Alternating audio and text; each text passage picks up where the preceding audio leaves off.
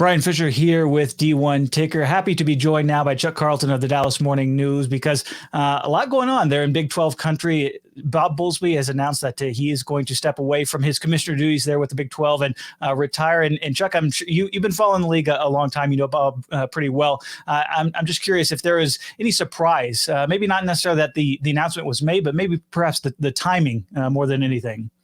Yeah, a little bit on the timing, but when you factor into it that he's 70 years old, yes, he was under contract for 3 more years. The idea was that he would get the Big 12 the next TV contract, which is the big thing for the conference and its stability, and then right off into the sunset. But when you factor in the pandemic, Texas and Oklahoma bolting for the SEC, the near breakup of the league, adding 4 new members, and then people forget he was one of the architects of the 12-team playoff proposal for the college football playoff that got absolutely just blocked by the alliance.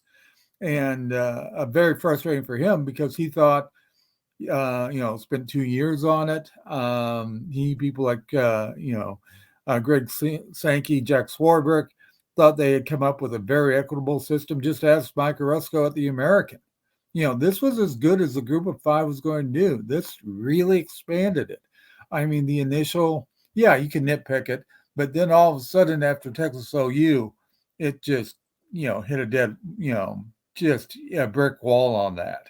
And I think at 70, 4 children, 3 in Texas, 10 grandchildren, and a big fishing habit. Yeah, I think Bob Bowlsby decided retirement is maybe the best thing right now.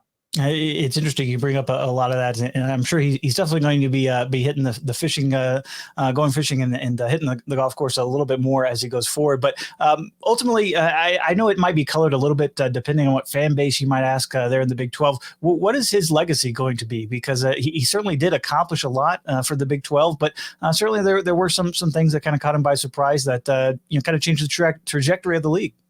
Well, the Big 12 is still around.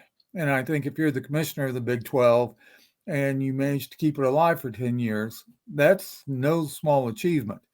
And people are kind of wondering, remember when he took over, replacing Chuck Ninus? That was when it almost came apart basically twice.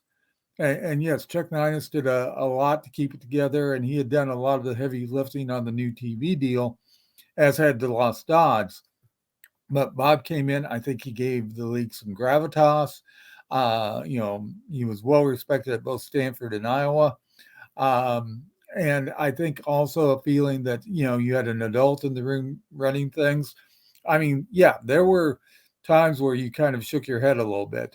We all remember the Bachelor-like expansion sweepstakes in 2016 that went absolutely nowhere.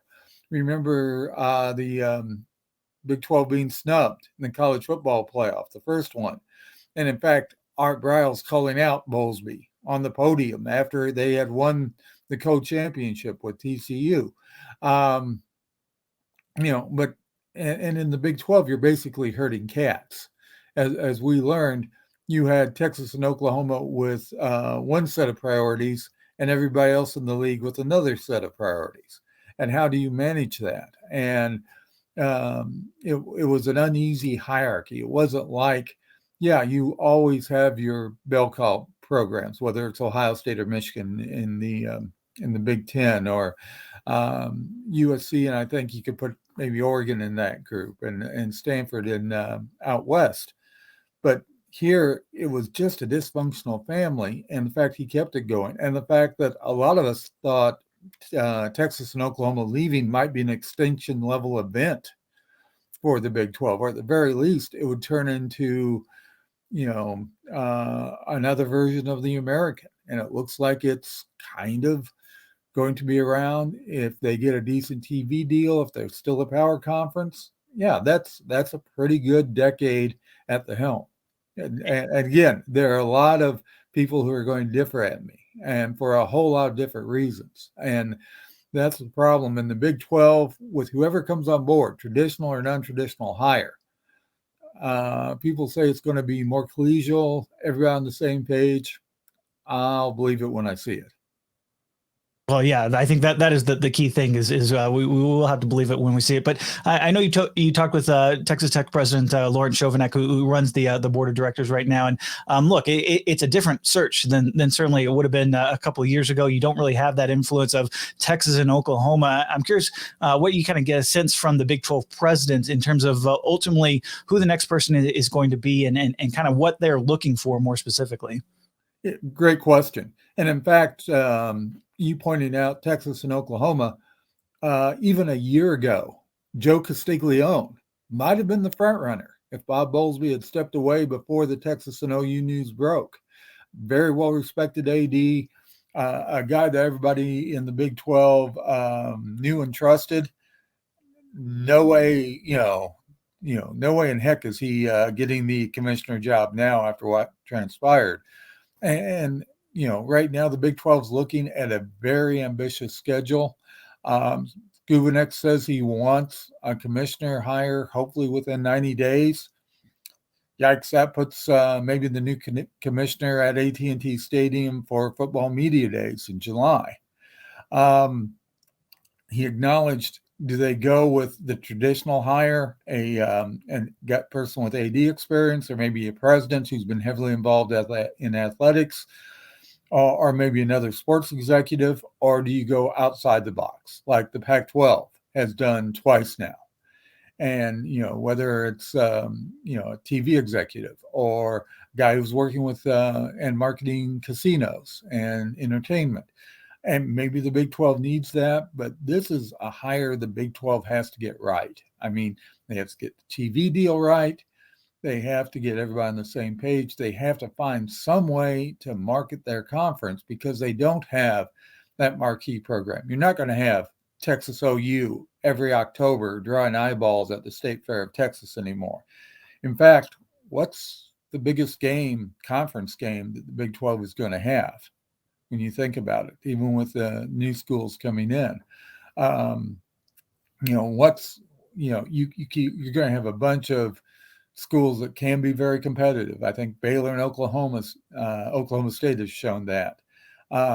Certainly all the American schools have had their runs within the last 10 years, but where's the pizzazz?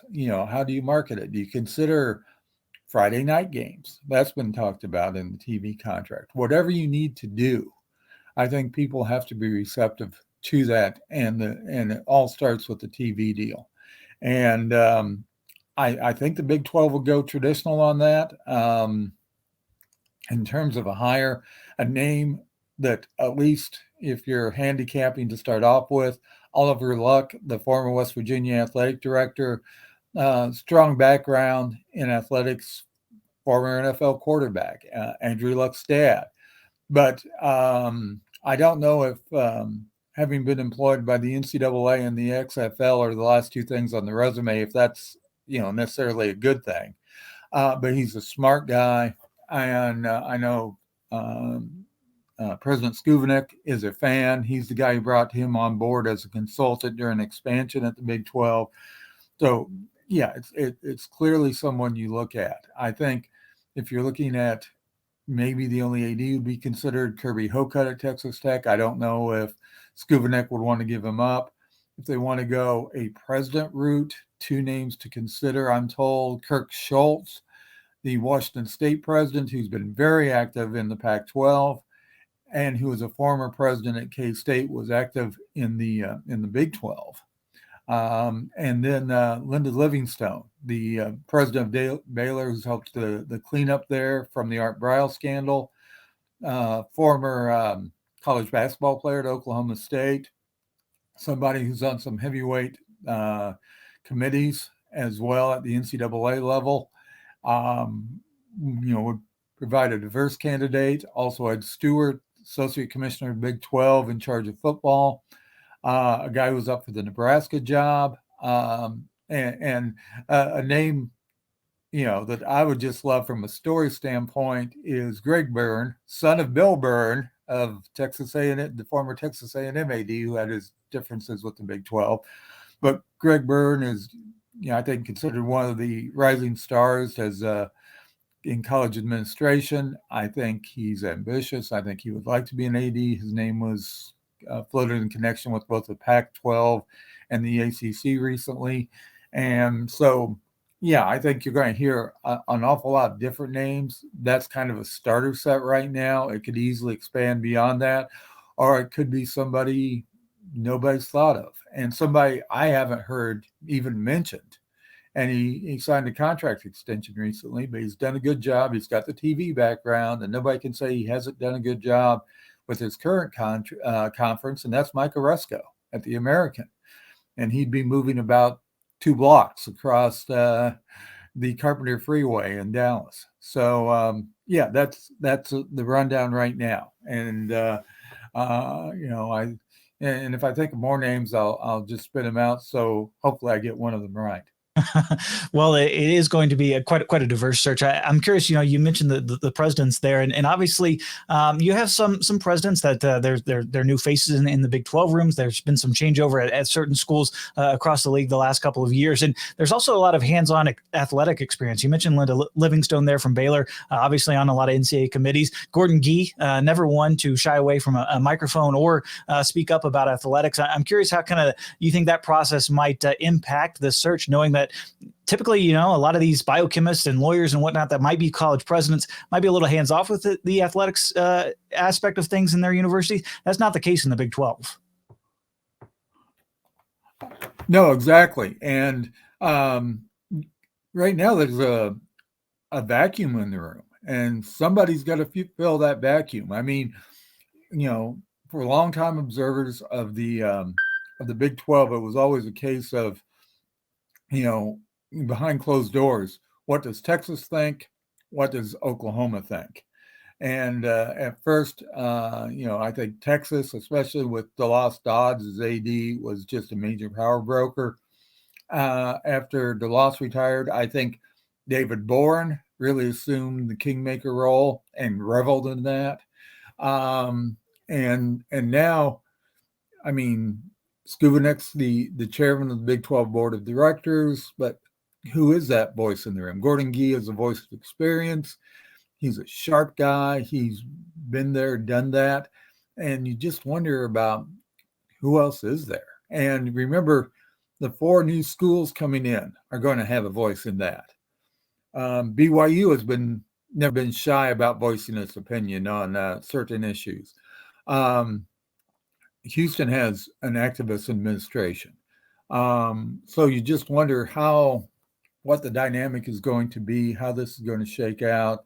I think it's going to be very fascinating to follow at this point. But yes, right now, you always had, 2 schools basically guiding the way. I remember I had a former AD in the Big 12 when it was a 12-team league, say that there was a whole lot of 11-1 votes with Texas being the one. I said, so the motion passed. He goes, no, it didn't pass because Texas was Texas. And now it's like there's no one of that stature, but we'll see on what they come up with, what direction they want to go. And some of the leaks we get on this, some of the opinions, you're going to have all 4 of the incoming members out at the Big 12 coaches meetings in Phoenix next month. I think that's going to be great conversation fodder as well. It's going to be an interesting dynamic too with those 4 coming in. I mean, do you have any kind of insight in terms of the process and how much influence those new schools might have, or are they just going to kind of take a back seat to the existing 8 members that are sticking around? And ultimately, you mentioned Texas and Oklahoma. They haven't quite given their notice yet. So, I mean, they're technically still part of the league. I know they're excluded in certain matters, but will they be able to have any kind of influence at all in terms of the direction of the Big 12? That's a great question, because supposedly on anything regarding the future, they were not like on current issues, but whoever's named commissioner, they could be a part of that for up to 2 years. Right now they haven't wavered from saying that they'll honor the grant of rights through June 30th, 2025. Well, that's a long time with the commissioner you have no say with. Also, the new schools. All I know is, I've been told they'll have a voice. Whether or not they'll actually be at the board meeting, will they have an actual vote on the president? We'll have to find that out. Right now, the process is for the executive committee. Skuvanek, the Texas Tech president, the Baylor president, Kansas chancellor, to sit down with the search firm and basically come up with a group of finalists and then open it up to the entire board to kind of streamline the entire process to, what the Big 12 hopes cuts down on any leaks, and good luck with that. And then settle on maybe a couple finalists. And they think it's a prime job. there are only, 5 Power 5 commissioner jobs out there, 6 if you count basketball in the Big East. But yeah, it's going to be very interesting about who might pursue this, and again, what they're exactly looking for. You go out of the box and maybe you hit the home run, or maybe you get Larry Scott, and the Big 12 can't afford another Larry Scott. That is certainly the case, especially given the state of the league right now and so much going on. But it'll keep you busy, I'm sure, over the next couple of months. But Chuck Carlton of the Dallas Morning News, thanks for joining us. Yeah, thanks for having me, and apologize for making everybody look at me. So, but thanks very much, Bryan. Appreciate it.